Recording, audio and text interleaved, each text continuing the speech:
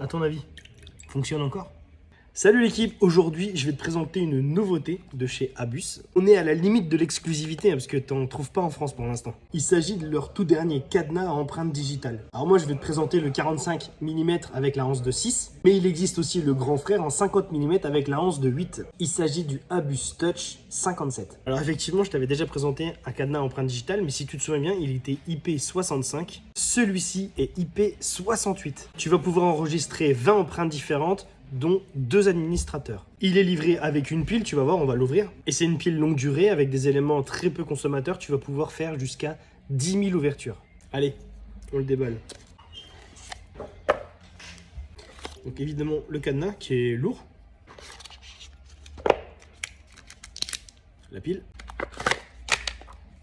La notice. Voilà, la pile est installée. Pour l'instant, on n'a pas enregistré d'empreinte mètre. Ça veut dire que toutes les empreintes fonctionnent dessus.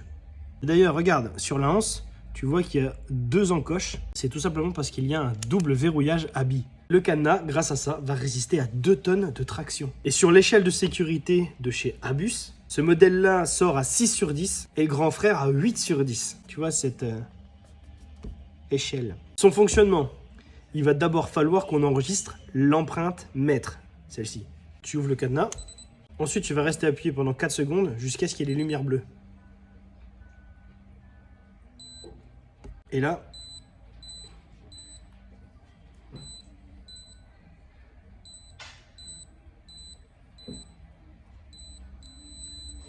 c'est bon. C'est-à-dire que mon empreinte peut le déverrouiller, mais un autre doigt ne pourra pas. Pour enregistrer une empreinte, tu l'ouvres, tu restes appuyé pendant 4 secondes.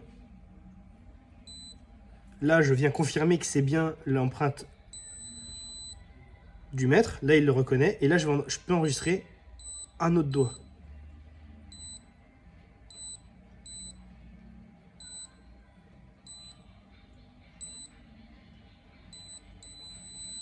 Ok.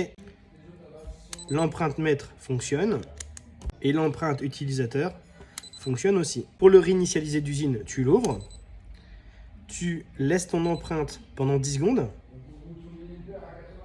Là, le premier bip, et là, je vais attendre le second bip. Ok, là, je lui confirme. Et là, il est réinitialisé. La preuve, je peux ouvrir avec celui-ci, je peux ouvrir avec celui-ci, je peux ouvrir avec celui-ci, bref, même avec mon nez. IP68, hein.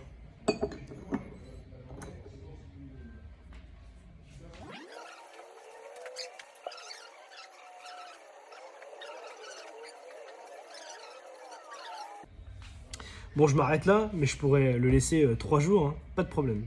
On va le sortir. On va le ressuyer.